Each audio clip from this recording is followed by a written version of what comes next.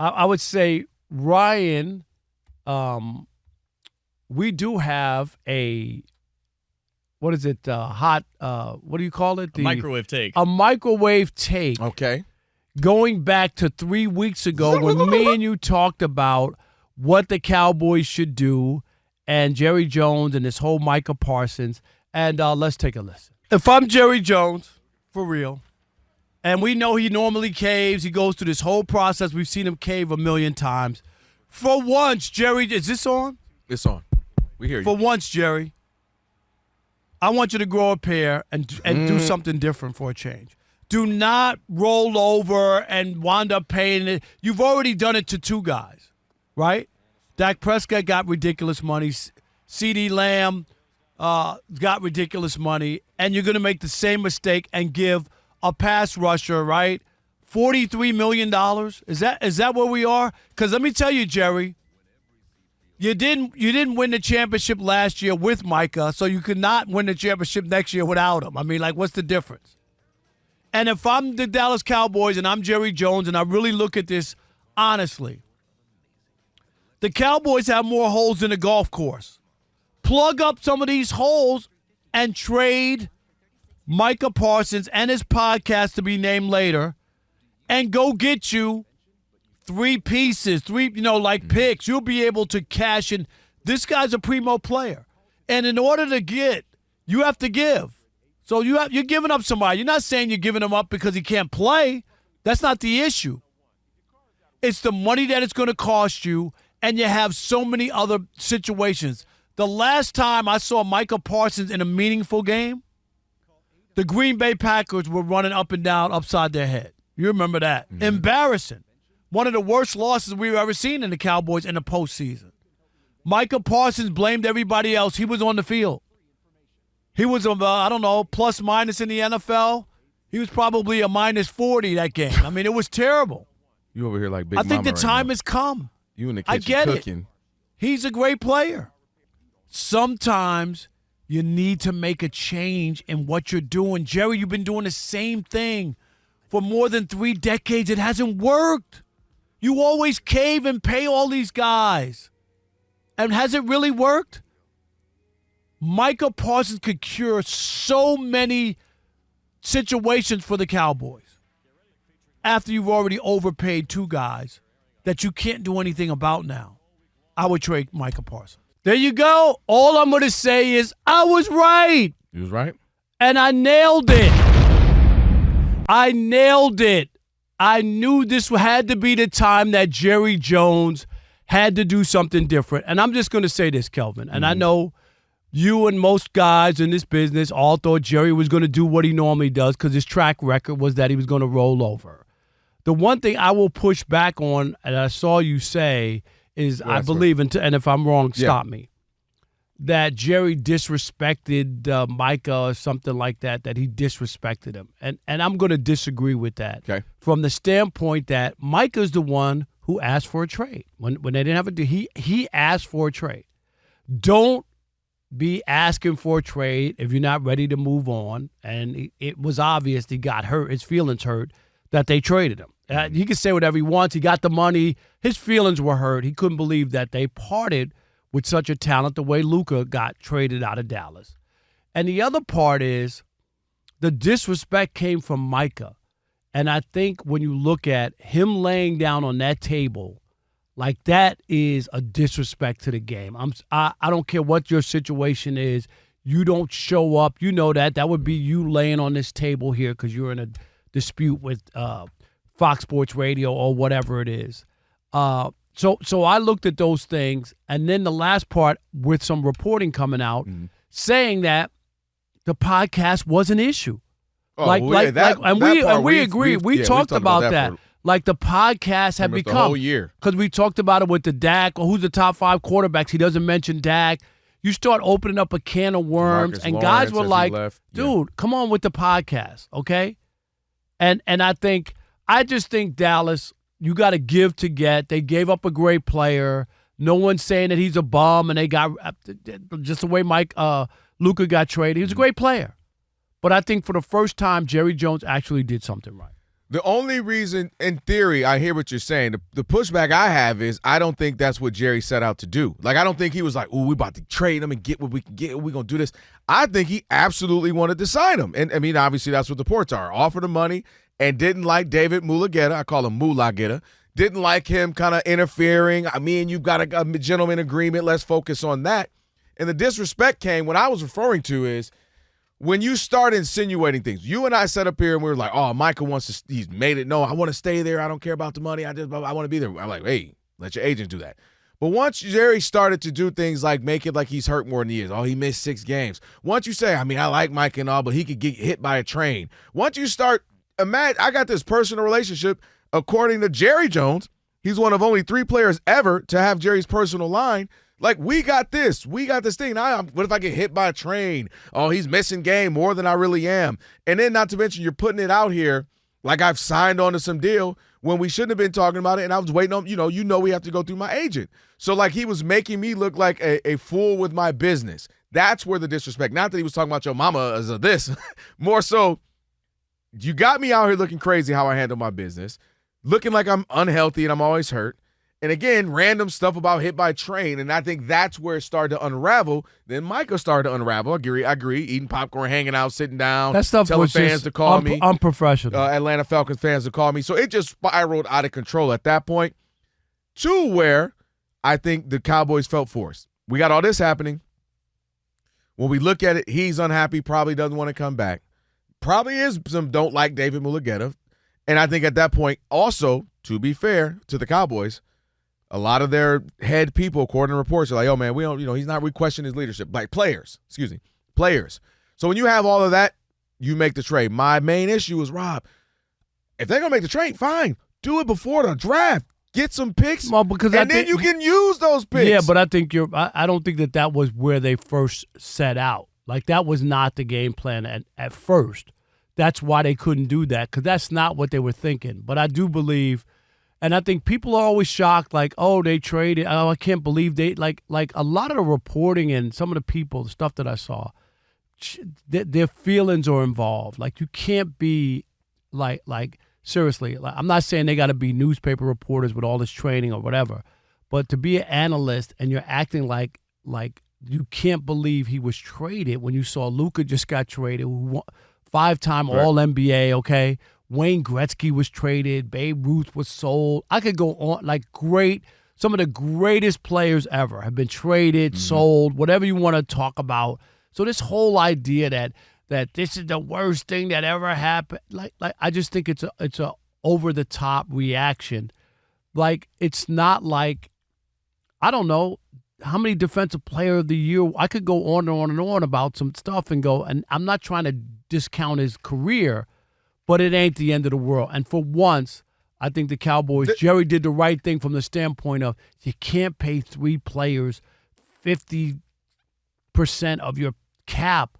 You know what I mean? And then still try to win. I just think that's a lot. And you want people to do that. Yeah, I think, I know we're up against it. I think the issue, only because we know Jerry, and I mean this respectfully, and they say it in his own documentary. His own children said it. We know we're up against the clock, meaning Pops is old, if you know what we mean. That part, to me, that's a great move for a long haul if you're a Dallas Cowboy fan. Meaning, okay, long game, we can get some players. I'm looking at it as Jerry ain't got the longest. I'm just, and so if this meant, yeah, but he's not looking at it like that. You're punting on the season. And that's, to me. But I don't think they were winning the Super Bowl even this year with Micah. I mean, I'd be hard-pressed that anybody was picking the Cowboys even with them. Well, you ain't going to look this way for a pick. Okay. And last point, they could have got more, Rob. I don't know if you could have. Jamal Adams got 2, and he was good. 2 first rounds, and a third round, and a couple of good players. Yeah, but the money you have to pay Micah is going to – everybody can't pay that. There's only a handful of teams. 2 first rounders for Micah, 26 is crazy. And a Pro Bowler. 2 but first they got a rounders, Pro Bowler who can stop the run. 2 first rounders and a 4th round pick and a players for Jalen Ramsey, and Khalil Mack got a bunch of players. Yeah, but they didn't sign the richest contract. None of those guys you mentioned signed the richest contract of a non-quarterback. He's about to go to the Packers and win a Super Bowl in 3 years. Oh, we'll see. Against the Your Lions. Lions kick the Lions out there, and I'm already done here mad at you. I think Jerry finally got it right after 80 years of being a general manager. Chili Tim in Atlanta. You're on the Odd Couple Fox Sports Radio. What's up, Chili? What up, Rob? What up, Kelvin? Welcome back, Rob. Thank you. Chili? Just getting ready. Thought I'd catch you guys before I watch Chapel Hill Bill lose his game tonight. Chapel Hill Bill's crazy. 3 quick points. Rob, I did think about it that you were right when they were talking about that. Now I said nobody said that Rob was right. I remember what you said. And I was like, but nobody mentioned it that night. Well, you know I was going to mention it when I got back. You were supposed to be your phone off in Hawaii. My phone was off. Yeah, I knew you were. But Rob, also, I can't believe. I hope the NFLPA looks into this because they look real weak if they don't address how he did not deal with the agent. That is against the CBA. Number 2. If he really wanted to be tough, I'd have made Micah come and say, if you're going to continue to miss these game checks, you're going to play out this contract, which would have given me a year to put the feelers out for people to kind of get their financials and things in order so I could have got back more than the 2 picks where the Packers are drafting. And then number 3, you drafted him to the team that's kind of whipped your butt. It's been your kryptonite the last couple of years. That part was weird, Chili. Yeah, Super Bowl. You know what I mean? You made a solid to good team even better. That part was kind of strange. Exactly. Yep. All right, Tim. Appreciate it. Thank you, buddy. Mike in Austin, Texas. You're on the Odd Couple Fox Sports Radio. What's up, Mike? What's up, fellas? How are you? Great. Good. Welcome back, Rod. Thank you. You have fun? Oh, yeah. No, had a good time. Got to relax in Hawaii. It was great. It was actually great. That's good. Hey, man, what I think about this whole thing, whoever's the owner of the Packers told the GM, hey, whatever they're asking for, give it to them. They came in these negotiations thinking they were going to outbid anybody because they knew how valuable Michael was. He's valuable. There's not even a debate about that. My point is the Cowboys, that Jerry finally didn't cave. He caves in on everybody, and so that's why he's living with that. No, Rob, did he not cave, or did he feel like ain't nothing else to do? Because at that point, he could have paid him. It could have got ugly. And he could have paid him easily. Could have easily paid him. I mean, he's paying Dak Prescott $60 million. How Dak Prescott? Appreciate the call, Mike. How is he getting still the highest pay at like 2? Because usually somebody the contract was ridiculous. It was so bad that people are still making far less than him. Hey, 877-99 on Fox. We're going to do expanded calls, so call in if you still want to get in. Let's do Sean real quick, then we'll get an update. Sean. That's right. Sean from Sacramento. You're on the Odd Couple Fox Sports Radio. What's up, Sean? We got Sean? Mother cousin Kelvin, my brother's behind the board. What up, Mary? First of all, man, you got to tell us our name. You taking trips to Hawaii, turning your phone off. Can't even see you on Twitter, bro. She got to be something special, bro. I'm waiting for the way to invite. As far as this topic goes, I don't know what you did. I don't know how much you sold your soul for, but this is like 5 for 5 as far as calling your shot, bro. Calling this Micah Parsons trade dang near 2 months ago is nasty work. He got back 2 first-round draft picks for a guy with a bum back and a bum podcast. I couldn't call it any better. Way to go, Kelvin. You was wrong on this one. And you deserve your flowers. And wait, we waiting for 9 months after you got laid to see what happened, bruh. There you go. Wait, hold on now. Number 1, Sean, ain't heard from you in a couple weeks. What's up with that? Number 2, what the heck was my number 2 about to be with you? Oh, you acting like Micah Parsons is whack. You take his like he's just some bum. Like he's not arguably 3rd, 4th best defensive player in the entire league. Now, come on now. All right, hey, we're gonna take more of your phone calls. 877-99 on Fox. His phone broke. Where's Sean been the last couple weeks, Sean? I don't know. I mean, I didn't know he didn't call. We ain't cousins no more, Sean. Wow, why you gonna be all stanky Why he like ain't that? called me for the family reunion? I don't know. Okay, I'm like, yeah. Let's go. Kevin in Culver City. You're on the Odd Couple Fox Sports Radio. What's up, Kevin? God is good. All the time, Kev.